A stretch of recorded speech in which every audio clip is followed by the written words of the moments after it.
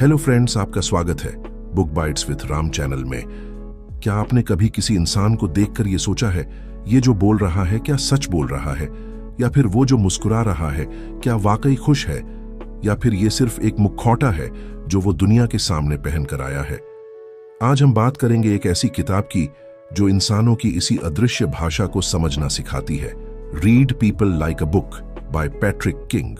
ये किताब हमें बताती है कि लोगों के हाव भाव, उनके चेहरे के छोटे छोटे हिलते डुलते एक्सप्रेशन, उनकी आवाज का उतार चढ़ाव और उनके बॉडी मूवमेंट, ये सब उनकी सच्चाई चिल्ला चिल्ला कर बयान करते हैं। बस हमें उस भाषा को पढ़ना आना चाहिए।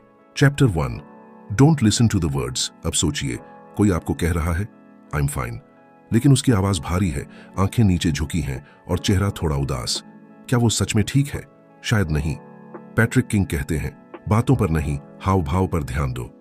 हम इंसान अक्सर अपने शब्दों को सोशल एक्सपेक्टेशन के हिसाब से एडजस्ट करते हैं। कभी हम अपने इमोशंस छुपाते हैं ताकि दूसरों को बुरा ना लगे, कभी इसलिए कि हम कमजोर नहीं दिखना चाहते। इसलिए डोंट जस्ट हियर, ऑब्जर्व। कई बार लोग कहते हैं मुझे फर्क नहीं पड़ता, लेकिन अंदर ही अंदर वो परेशान होते हैं और इसका संकेत उनकी बॉडी दे देती है, जैसे मुंह का कस जाना, आंखों का झपकना या फिजूल की हंसी। यही होता है लीकेज, जब इंसान का दिमाग तो झूठ बोल रहा होता है लेकिन उसका शरीर सच्चाई उगल देता है। अब सवाल ये उठता है, लोग झूठ क्यों बोलते हैं? क्यों नहीं बताते कि वो अंदर से टूटे हुए हैं, डरे हुए हैं? इसका जवाब है सर्वाइवल। हम सब चाहते हैं कि हम सोशली एक्सेप्ट हों, रिजेक्ट ना हों, इसलिए हम अपनी फीलिंग्स को मास्क कर लेते हैं। इस चैप्टर का सबसे पावरफुल मैसेज है, जो कहा जा रहा है उस पर मत जाओ, ये देखो कि कैसे कहा जा रहा है। Chapter 2, the real emotions of humans and their hidden truth. हम अक्सर सोचते हैं कि जो कोई व्यक्ति बोल रहा है वही सच है, लेकिन असलियत में यह बात सही नहीं होती। लोग अपनी असली भावनाओं को अक्सर शब्दों के पीछे छिपा लेते हैं। ऐसा क्यों होता है? इसका सबसे बड़ा कारण है समाज की अपेक्षाएं और हमारा खुद का डर अस्वीकार किए जाने का, कमजोर दिखने का या किसी को चोट पहुंचाने का। जब कोई कहता है मैं ठीक हूं, लेकिन उसकी आवाज में भारीपन होता है, चेहरे पर तनाव होता है और उसकी आंखें नीचे झुकी होती हैं, तो क्या वह सच में ठीक होता है? जरूर नहीं। ऐसे संकेत उसकी असली भावनाओं को दर्शाते हैं, जो शब्दों से ज्यादा महत्वपूर्ण होते हैं। यही होता है माइक्रो एक्सप्रेशन और बॉडी लैंग्वेज का जादू। यह आपको सच बताता है जो शब्द छुपा देते हैं। इंसान अपने आप को अक्सर एक खास इमेज में प्रस्तुत करना चाहता है, वह इमेज जो उसे समाज में स्वीकार्य बनाए। कोई खुद को मजबूत दिखाना चाहता है जबकि अंदर असहाय महसूस कर रहा होता है। कोई कूल बनने की कोशिश करता है, लेकिन उसे अंदर से प्रशंसा की जरूरत होती है। इस असली भावना को समझने के लिए आपको सिर्फ शब्दों पर भरोसा नहीं करना, बल्कि उसकी बॉडी लैंग्वेज, टोन और चेहरे के छोटे छोटे इशारों को पढ़ना होगा। इस स्किल को सीखना इसलिए भी जरूरी है क्योंकि यह आपको न केवल दूसरों को बेहतर समझने में मदद करता है, बल्कि खुद की कम्युनिकेशन स्किल्स को भी सुधारता है। जब आप दूसरों के असली भावनात्मक संकेत समझने लगते हैं, तो आप अपने एक्सप्रेशन और बॉडी लैंग्वेज को भी बेहतर बना सकते हैं। इससे आपके रिश्ते मजबूत होते हैं, चाहे वे पर्सनल हो या प्रोफेशनल। हर इंसान का उद्देश्य होता है अपने आप को सुरक्षित और स्वीकार्य महसूस कराना, इसलिए वह अपनी कमजोरियां और असली फीलिंग्स छुपाता है। यह बचाव की एक तरह की रणनीति होती है, जिसे हम सर्वाइवल इंस्टिंक्ट कहते हैं। लोग इसलिए झूठ बोलते हैं या अपनी फीलिंग्स छुपाते हैं ताकि उन्हें समाज से रिजेक्ट न किया जाए या वे खुद को कमजोर न दिखाएं। तो अगली बार जब आप किसी से बात करें, तो सिर्फ उसके शब्दों को न सुनें, बल्कि उसकी बॉडी लैंग्वेज, टोन और एक्सप्रेशन को भी गौर से देखें। यही वह तरीका है जिससे आप किसी के मन की असली किताब पढ़ सकते हैं। Chapter 3, the truth about 93% of communication. अब बात करते हैं उस सच की जो शायद आपने स्कूल में नहीं सीखा होगा। पैट्रिक बताते हैं, हमारी कम्युनिकेशन का सिर्फ 7% हिस्सा शब्द होते हैं, बाकी 93% तो बॉडी लैंग्वेज और टोन ऑफ वॉइस में छुपा होता है। जी हाँ, 38% टोन ऑफ वॉइस और 55% बॉडी लैंग्वेज। यानी हम जो बोलते हैं उसका असर कम होता है। हम कैसे बोलते हैं और हमारा शरीर क्या बोल रहा है, यही असली मतलब तय करता है। अब सोचिए, कोई कह रहा है आई एम कंफर्टेबल, लेकिन उसका शरीर सिकुड़ा हुआ है, हाथ सीने पर क्रॉस किए हुए हैं, टांगे भी क्रॉस हैं और वो बार बार पोजीशन चेंज कर रहा है। तो क्या वो सच में कंफर्टेबल है? शायद नहीं। इसीलिए पैट्रिक बताते हैं, body language has 2 parts, conscious and unconscious. Conscious body language वो होती है जिसे हम जानबूझकर कंट्रोल करते हैं, जैसे इंटरव्यू में स्माइल करना या हाथ मिलाना। लेकिन अनकॉन्शियस बॉडी लैंग्वेज असली सच्चाई बताती है। जब कोई नर्वस होता है तो वो हंसने की कोशिश करेगा, लेकिन आंखें बेचैन होंगी, हाथों में कंपन होगा और पसीना आ सकता है। इस चैप्टर में सबसे दिलचस्प बात है आईज नेवर लाई। पैट्रिक कहते हैं अगर कोई बार बार आंखें चुरा रहा है या फिर बहुत ज्यादा आई कांटेक्ट बना रहा है तो वो कुछ छुपा रहा है, क्योंकि नेचुरल आई कांटेक्ट बैलेंस्ड होता है, ना ज्यादा ना कम। और जब कोई जेन्युइनली इंटरेस्ट लेता है तो उसकी प्यूपिल्स थोड़ी डायलेट होती हैं और आईब्राउ हल्के से ऊपर उठते हैं। यानी आंखें इंसान के इमोशंस की डायरेक्ट विंडो होती हैं। तो दोस्तों, अब से जब भी आप किसी से बात करें तो सिर्फ उसके शब्द मत सुनिए, उसके चेहरे की मांसपेशियों, आंखों की हरकत और आवाज के उतार चढ़ाव को भी महसूस कीजिए, क्योंकि वही बताएंगे कि सामने वाला क्या सोच रहा है और क्या छुपा रहा है। अगर आपको यह जानना दिलचस्प लग रहा है तो अगले चैप्टर्स में हम सीखेंगे कैसे माइक्रो एक्सप्रेशन से किसी के इमोशंस को पकड़ सकते हैं, कैसे किसी के हाव भाव से उसकी झूठ पकड़ सकते हैं और कैसे इस स्किल को एक सुपर पावर की तरह यूज कर सकते हैं। तो जुड़े रहिए लाइब्रेरी ऑफ बुक्स के साथ, जहां किताबें बोलती हैं और हम उन्हें सुनते हैं। Chapter 4 the pain of rejection. क्या आपने कभी किसी को पूरे दिल से चाहा हो लेकिन उसने आपको जैसे देखा ही नहीं? आपने अपनी पूरी वजूद से किसी को अपनाया पर बदले में मिली बस। ये कहानी है भावना की, एक ऐसी लड़की जो अपने स्कूल के सबसे पॉपुलर लड़के अर्जुन को पसंद करती थी। हर दिन वो बस उसे देखते हुए ही जीती थी। उसकी मुस्कान में जैसे पूरी दुनिया की रोशनी छुपी थी। लेकिन एक दिन हिम्मत करके भावना ने अर्जुन से अपने दिल की बात कह दी और अर्जुन ने बस एक लाइन में जवाब दिया, sorry you are not my type. उस दिन से भावना ने खुद से सवाल करने शुरू कर दिए, क्या मैं उतनी खूबसूरत नहीं हूं? क्या मेरे कपड़े पुराने हैं? क्या मेरी हंसी अजीब है? रिजेक्शन यानी अस्वीकृति सिर्फ मुंह से निकले शब्द नहीं होते। ये हमारे कॉन्फिडेंस को, हमारी आइडेंटिटी को, हमारी आत्मा को झकझोर देते हैं। लेकिन कहानी यहां खत्म नहीं होती, क्योंकि रिजेक्शन एक एंड नहीं, एक बिगिनिंग हो सकता है। भावना ने खुद से वादा किया, अब मैं खुद को किसी की वैलिडेशन के लिए नहीं बदलूंगी, अब मैं खुद को प्रूव नहीं करूंगी, मैं खुद को एक्सेप्ट करूंगी। रिजेक्शन हमें तोड़ सकता है या बना सकता है, फैसला हमारा होता है। अब सोचिए, जब हमें सोसाइटी से ही रिजेक्शन मिले, जब हमारी पूरी पहचान ही सवालों के घेरे में हो, क्या तब भी हम खुद को एक्सेप्ट कर पाएंगे? चैप्टर 5 में हम जानेंगे द मास्क वी वेयर। कैसे हम लोग सोसाइटी के स्टैंडर्ड्स को खुश करने के लिए खुद की सच्ची पहचान को छुपा लेते हैं और एक ऐसा नकाब पहन लेते हैं जो हमारी आत्मा को धीरे धीरे मारने लगता है। Chapter 5 the mask we wear. कभी सोचा है हम हर सुबह आईने में जो चेहरा देखते हैं, क्या वो सच में हमारा है या वो बस एक नकाब है जो हम इस दुनिया को दिखाने के लिए पहनते हैं?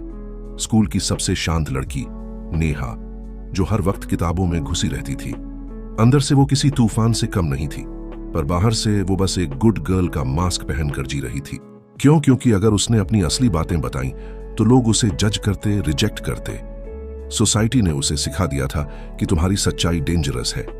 हम सब ने ऐसे ही नकाब पहन लिए हैं, कूल बनने का, फनी होने का, स्ट्रांग दिखने का। कभी कभी तो इतने नकाब पहन लेते हैं कि असली चेहरा ही भूल जाते हैं। ये मास्क हमें सोसाइटी के रूल्स से बचाता है, पर धीरे धीरे हमें खुद से दूर कर देता है। क्या आपने भी कभी अपनी असल फीलिंग्स छुपाई हैं? कभी फेक हंसी हंसी है जब अंदर से रोना आ रहा था, कभी आई एम फाइन कहा है जब कुछ भी ठीक नहीं था। ये नकाब हमें टेम्पररी सेफ्टी देता है, लेकिन परमानेंट लोनलीनेस में धकेल देता है, क्योंकि कोई हमें सच में जान ही नहीं पाता और हम खुद को भी नहीं पहचान पाते। अब सोचिए, अगर हम वो मास्क उतार दें, क्या लोग हमें एक्सेप्ट करेंगे या फिर और रिजेक्ट करेंगे? चैप्टर 6 में हम जानेंगे द प्राइस ऑफ प्रिटेंडिंग। जब हम बहुत लंबे समय तक किसी और की तरह जीते हैं तो उसकी कीमत क्या चुकानी पड़ती है और कैसे वो हमारे मेंटल हेल्थ और रिलेशनशिप्स को धीरे धीरे तोड़ देता है। Chapter 6 the price of pretending. कभी कभी हम इतने लंबे समय तक किसी और के जैसे जीते हैं कि एक दिन खुद को आईने में भी पहचान नहीं पाते।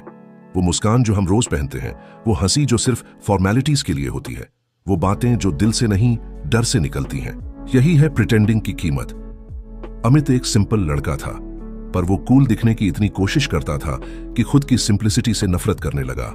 हर पार्टी में जाना, हर ट्रेंड में शामिल होना, बस इसलिए ताकि लोग उसे इंटरेस्टिंग समझें। धीरे धीरे वो खुद के अंदर खोता चला गया, क्योंकि जो अटेंशन उसे मिल रही थी वो उसे नहीं, उस नकली वर्जन को मिल रही थी जो उसने बना रखा था। प्रिटेंडिंग यानी दिखावा।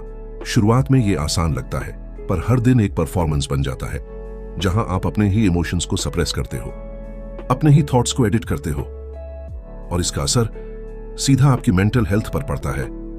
एंजाइटी, स्ट्रेस, आइडेंटिटी क्राइसिस, क्योंकि दिल के अंदर एक आवाज बार बार कहती है, ये तू नहीं है। हम सब अप्रूवल के भूखे हैं, लेकिन जब अप्रूवल के लिए खुद को खोना पड़े तो उस कीमत को समझना जरूरी है। फिर रिलेशनशिप्स में भी फर्क आता है। लोग जिस इंसान से जुड़ते हैं वो आप नहीं, आपका नकली रूप होता है। तो जब सच्चाई सामने आती है तो टूटते हैं रिश्ते और टूटता है विश्वास। क्या आपने कभी खुद को किसी के लिए बदला है या सोसाइटी के स्टैंडर्ड्स के हिसाब से मोल्ड किया है? अगर हां, तो आप जानते हैं ये बोझ कितना भारी होता है। अब सोचिए, जब आप अपने सच को एक्सेप्ट करोगे, शायद कुछ लोग दूर हो जाएं, पर जो रहेंगे वो सच्चे होंगे। चैप्टर 7 में हम बात करेंगे नो योर शैडो। हमारे अंदर छिपे उस अंधेरे को कैसे समझें जिससे हम भागते रहते हैं, और कैसे वो शैडो ही हमारी स्ट्रेंथ बन सकती है। Chapter 7 know your shadow. हर इंसान के अंदर एक अंधेरा होता है, एक ऐसा शैडो जो हम छुपाते हैं, डरते हैं उससे। ये शैडो वो हिस्सा है जो हमें खुद से डराता है, हमारी कमजोरियां, गलतियां, वो सब जो हम स्वीकार नहीं करते। अर्जुन भी ऐसा ही था। दिखावे की दुनिया में सब कुछ परफेक्ट दिखता था, पर अंदर से वो उलझा हुआ था, अपने शैडो से लड़ता था। शैडो का मतलब सिर्फ डार्कनेस नहीं होता, ये हमारा अनकॉन्शियस माइंड है, वो हिस्से जो हम नजरअंदाज करते हैं। हम भागते हैं अपनी गलतियों से, अपने डर से, पर सच तो यह है कि जब तक हम उस शैडो को नहीं जानेंगे वो हमें नियंत्रित करता रहेगा। शैडो को समझना मतलब अपने अंदर के डर, क्रोध, जेलसी जैसे इमोशंस को पहचानना है, इन्हें एक्सेप्ट करना और फिर उनसे फ्रीडम पाना है। ये डर हमारे डिसीजंस को प्रभावित करते हैं। हम जो रिएक्शंस देते हैं वो अक्सर हमारे शैडो की वजह से होते हैं। क्या अर्जुन ने अपनी शैडो को स्वीकार किया या वह अपनी पूरी जिंदगी भागता रहा? आइए अगले चैप्टर में जानेंगे कैसे अपने अंदर के इस शैडो को एम्ब्रेस करके हम अपने लाइफ को बदल सकते हैं। Chapter 8 embracing your inner shadow. क्या आप जानते हैं, जब हम अपने शैडो को एक्सेप्ट करते हैं तब सच में हम खुद से मिलने लगते हैं। ये कोई आसान सफर नहीं होता, पर वही सफर है जो हमें सच में आजाद करता है। अर्जुन ने भी अपनी जिंदगी में एक मोड़ देखा था, जब उसने अपने अंदर के डर, गुस्से और जेलसी को समझना शुरू किया। शैडो को गले लगाना मतलब है अपनी कमजोरियों को छिपाना बंद कर देना और उन्हें अपनी ताकत बनाना। हम अक्सर सोचते हैं कि हमारी कमजोरियां हमें कमजोर बनाती हैं, पर असल में ये वही पार्ट्स हैं जो हमें इंसान बनाते हैं। जब अर्जुन ने अपने शैडो को अपनाया तो उसने पहली बार खुद को बिना किसी डर के देखा। उसने जाना कि परफेक्शन नहीं, एक्सेप्टेंस ही असली फ्रीडम है। शैडो एक्सेप्ट करने से हम अपने इमोशंस को कंट्रोल कर पाते हैं, हमारी रिलेशनशिप्स बेहतर होती हैं और हम अपने लाइफ में सच्ची खुशी पा सकते हैं। लेकिन ये जर्नी अकेले नहीं करनी होती। कभी कभी हमें सपोर्ट चाहिए होता है, कभी कभी हमें खुद से जूझना पड़ता है। क्या अर्जुन की ये एक्सेप्टेंस उसे पूरी तरह बदल पाई या अभी भी कुछ छिपा हुआ था? अगले चैप्टर में जानेंगे कैसे सेल्फ अवेयरनेस और करेज मिलकर हमें कंप्लीट फ्रीडम देते हैं। Chapter 9 the power of awareness. सोचिए, अगर हम अपनी हर आदत, हर सोच और हर भावना के पीछे छुपे कारण को समझ जाएं, तो क्या होगा? जागरूकता यानी अवेयरनेस एक ऐसी रोशनी है जो हमारे मन के अंधेरों को उजागर करती है। जब हम अपने अंदर की आवाज सुनते हैं, अपने सबकॉन्शियस यानी अवचेतन मन को पहचानते हैं, तो हम अपने जीवन के असली मालिक बन जाते हैं। यह जागरूकता हमें उन बंधनों से मुक्त करती है जो हमें डर, अनिश्चितता और भ्रम में रखती है। लेकिन जागरूक रहना आसान नहीं, यह एक कंटिन्यूअस जर्नी है जिसमें हमें खुद से सच्चाई से सामना करना पड़ता है। इस चैप्टर में हम समझेंगे कैसे जागरूकता हमारी सोच और जिंदगी को पूरी तरह बदल सकती है, और अगले चैप्टर में जानेंगे कैसे इस जागरूकता को व्यवहार में लाकर हम अपनी जिंदगी को सच में ट्रांसफॉर्म कर सकते हैं। Chapter 10 the path to transformation. कभी सोचा है हम अपनी जिंदगी में जो भी बदलाव चाहते हैं वो सच में संभव क्यों नहीं होता? हम कई बार कोशिश करते हैं, रेजोल्यूशन बनाते हैं, लेकिन फिर भी वही पुरानी आदतें, वही सोच हमें वापस खींच लेती हैं। यहां आता है ट्रांसफॉर्मेशन यानी परिवर्तन का असली मतलब। परिवर्तन सिर्फ सरफेस लेवल नहीं होता, ये तो अंदर से हमारी सोच और भावना के स्तर पर होता है। हमारे सबकॉन्शियस माइंड यानी अवचेतन मन में छुपी पुरानी प्रोग्रामिंग होती है जो हमें रोकती है, हमें सीमित करती है। इस चैप्टर में हम जानेंगे कि कैसे हम इस प्रोग्रामिंग को समझें और धीरे धीरे उसे बदलकर नए वर्जन में खुद को अपग्रेड करें। परिवर्तन का रास्ता आसान नहीं होता। यह स्ट्रगल, सेल्फ अवेयरनेस और पेशेंस मांगता है, लेकिन जैसे जैसे हम अपने अंदर के डर, लिमिटिंग बिलीफ्स को पहचानते हैं, वैसे वैसे हमारे अंदर एक नई ऊर्जा जागती है। एक ऐसी ऊर्जा जो हमें मजबूत बनाती है, जो हमें अपने सपनों के करीब ले जाती है। ये ट्रांसफॉर्मेशन प्रोसेस हमें सिखाती है कि फेलियर सिर्फ एक टेम्पररी फेज है और सक्सेस उसी को कहते हैं जो कभी हार न माने।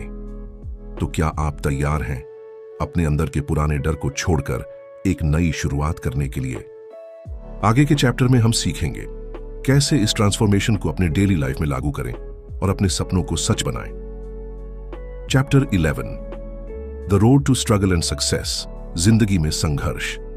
कभी कभी हम उसे एक बड़ा डर समझ बैठते हैं, पर असल में संघर्ष ही हमारी सफलता की असली चाबी होता है।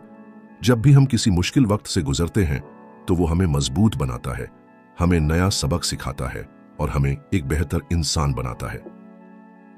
सोचिए, जब आप सबसे नीचे होते हैं, सब कुछ खो चुका होता है, तब भी अगर आपने हार नहीं मानी, अगर आपने फिर से कोशिश की, तो वही पल आपकी जिंदगी का सबसे बड़ा मोड़ बन सकता है। यहां एक अंग्रेजी शब्द है, रेजिलियंस, जिसका मतलब होता है लचीलापन या मुश्किल हालातों में भी टिके रहना। यह गुण हमें हर मुश्किल से लड़ने की ताकत देता है।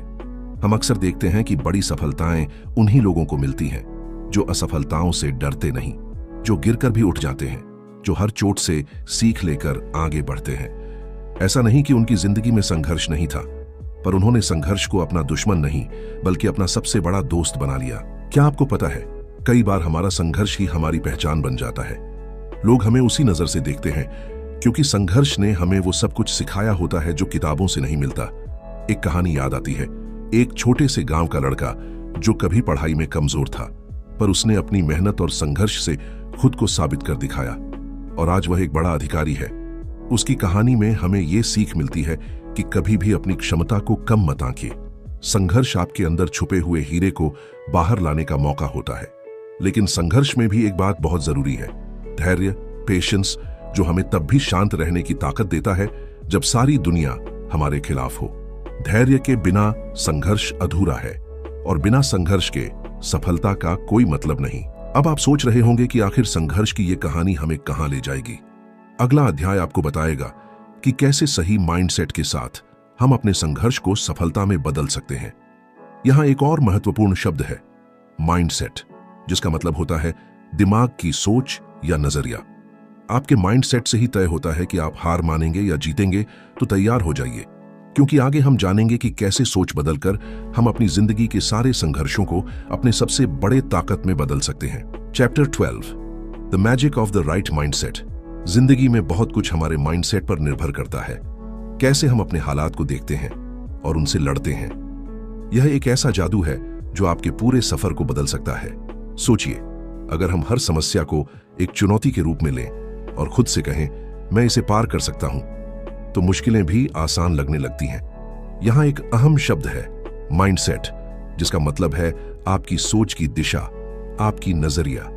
यह वही चीज है जो हमें हार और जीत के बीच अलग करती है। कई बार हम खुद ही अपनी सबसे बड़ी रुकावट बन जाते हैं। हमारे अंदर का डर, शक और भ्रम हमें रोक देता है, पर सही माइंडसेट से हम अपनी सीमाओं को तोड़ सकते हैं। एक छोटी सी कहानी याद आती है। एक युवा लड़का था जिसे लोग हमेशा कमजोर समझते थे, पर उसने अपनी सोच बदली, अपने माइंडसेट को मजबूत किया और उसने साबित कर दिखाया कि सोच से बड़ा कोई हथियार नहीं होता। यह माइंडसेट हमें खुद से प्यार करना सिखाता है, हमारी गलतियों को समझने और उनसे सीखने का हौसला देता है, और सबसे बड़ी बात, यह हमें आगे बढ़ने की ताकत देता है। अब आप सोच रहे होंगे, यह माइंडसेट कैसे बदला जा सकता है? अगले अध्याय में हम जानेंगे वो खास तरीके जो आपके माइंडसेट को बदलकर आपकी जिंदगी बदल सकते हैं। Chapter 13, the power of a positive mindset. जिंदगी में सबसे बड़ी ताकत होती है हमारा पॉजिटिव माइंडसेट। जब हम अपने सोच को पॉजिटिव दिशा देते हैं, तब असंभव भी संभव हो जाता है। सोचिए, हर सुबह जब आप उठते हैं, आपके मन में क्या चलता है? आज मैं क्या करूंगा या आज क्या गलत होगा? ये सोच हमारे पूरे दिन को प्रभावित करती है। पॉजिटिव माइंडसेट का मतलब है हमारी सोच में उम्मीद और विश्वास। जब हम खुद को बताते हैं मैं कर सकता हूं, तो हमारा दिमाग नई नई राहें ढूंढने लगता है। यह माइंडसेट न केवल हमें बेहतर बनाता है, बल्कि हमारे आसपास के लोगों को भी प्रेरित करता है। जब आप पॉजिटिव रहेंगे तो आपके रिश्ते, काम और जिंदगी के हर पहलू में फर्क आएगा। मगर पॉजिटिव रहना आसान नहीं होता। जब हर तरफ मुश्किलें हों, तब भी अंदर से मजबूत बने रहना पड़ता है। ऐसे समय में हमारा माइंडसेट ही हमारी सबसे बड़ी मददगार बनता है। यहां एक छोटी सी कहानी है। एक लड़के ने अपने जीवन में बहुत संघर्ष देखा, पर उसने हार नहीं मानी।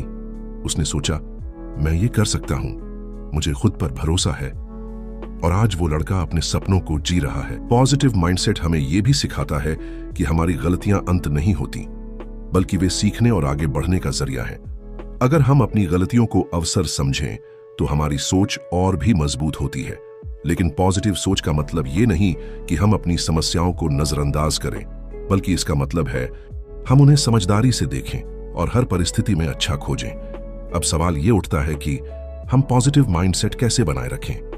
अगले अध्याय में हम जानेंगे कुछ ऐसे पावरफुल तरीके जो आपके सोच को हर दिन पॉजिटिव बनाए रखेंगे। Chapter 40 ways to maintain a positive mindset. हम सब जानते हैं कि पॉजिटिव माइंडसेट कितना जरूरी है, लेकिन इसे बनाए रखना भी एक कला है। हर दिन चुनौतियां आती हैं और हमारी सोच को कमजोर करने की कोशिश करती हैं। तो सवाल उठता है, हम अपने अंदर पॉजिटिव सोच कैसे बनाए रखें? सबसे पहली और सबसे जरूरी बात है अपने आप को सही लोगों से घेरना। ऐसे लोग जो आपकी हिम्मत बढ़ाएं, जो आपके सपनों में विश्वास करें और आपको प्रेरित करें आगे बढ़ने के लिए। क्योंकि नेगेटिव लोग हमारी सोच को जड़ से हिला सकते हैं। उनकी बातें हमारे दिल और दिमाग पर असर डालती हैं। इसलिए अपनी एनर्जी को सही जगह लगाना सीखें। दूसरी बात, अपने विचारों पर काबू पाना सीखें। हमारे मन में हर वक्त थॉट्स आते रहते हैं, कुछ अच्छे कुछ बुरे, पर हमें बस अच्छे विचारों को पकड़े रखना है और बुरे विचारों को धीरे धीरे बाहर निकालना है। यह बिल्कुल वैसा है जैसे आप अपने मन में एक बागीचा बना रहे हो। जहां आप फूल उगाना चाहते हैं तो आप कांटों को उखाड़ते हैं। वैसे ही अपने दिमाग को पॉजिटिव बनाना होता है। तीसरा तरीका है शुक्रगुजारी या ग्रेटिट्यूड प्रैक्टिस। हर दिन अपने दिन के 3 अच्छे पल लिखें या उन चीजों को याद करें जिनके लिए आप थैंकफुल हैं। यह आपका मन और दिल दोनों को खुशी और शांति देता है।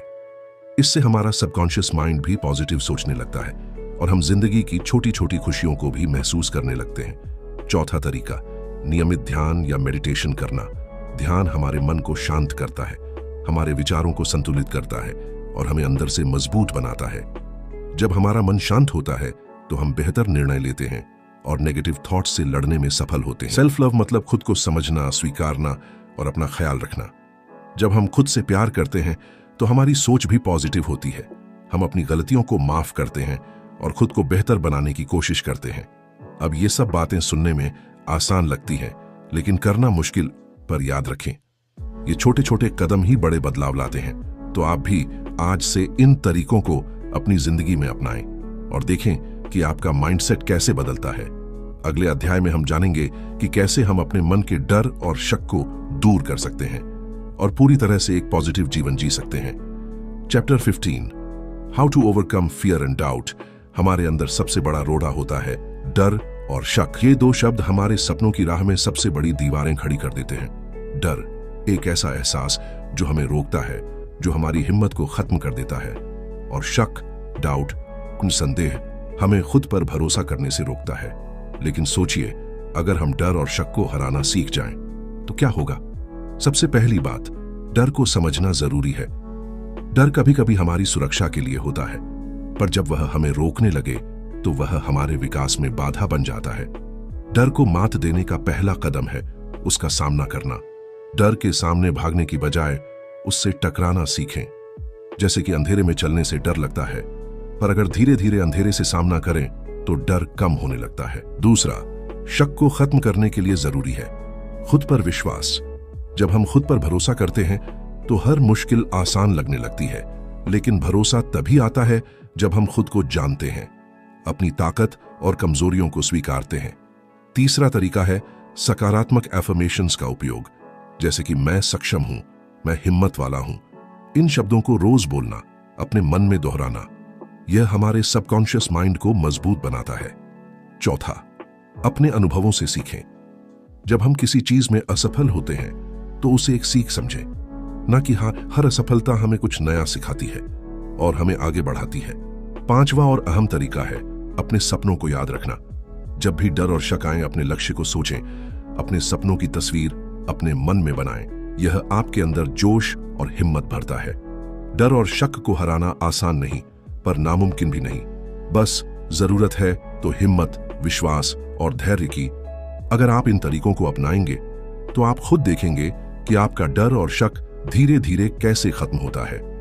अगले अध्याय में हम जानेंगे कि कैसे अपने आसपास का माहौल भी हमारे माइंडसेट को प्रभावित करता है और हम उसे अपने फायदे के लिए कैसे बदल सकते हैं। दोस्तों, जीवन में डर और शक हर किसी के सामने आते हैं, लेकिन सबसे बड़ी ताकत होती है अपने अंदर की हिम्मत को पहचानना। जब आप डर को मात देते हैं, तभी आप अपनी असली ताकत को महसूस कर पाते हैं। याद रखें, आपकी सोच ही आपकी दुनिया बनाती है। इसलिए अपने मन को मजबूत बनाएं, अपने सपनों को कभी मत छोड़ें, क्योंकि जब आप खुद पर विश्वास करेंगे तो कोई भी बाधा आपकी राह में टिक नहीं पाएगी। अगर यह वीडियो आपके दिल को छू गया हो तो इसे लाइक करें, हमारे साथ जुड़ने के लिए सब्सक्राइब करें और नीचे कमेंट में अपनी कहानी जरूर साझा करें, क्योंकि आपकी कहानी किसी और की उम्मीद बन सकती है। और हाँ, अगर आप इस किताब से और गहराई से जुड़ना चाहते हैं तो नीचे डिस्क्रिप्शन में Amazon का लिंक दिया है। आप वहां से यह किताब खरीद सकते हैं और अपनी जिंदगी बदलने की शुरुआत कर सकते हैं। आपकी जिंदगी की यह यात्रा अभी शुरू हुई है और मैं आपके साथ हर कदम पर हूं। चलो मिलकर डर को हराएं, शक को दूर भगाएं और अपने सपनों को हकीकत में बदलें।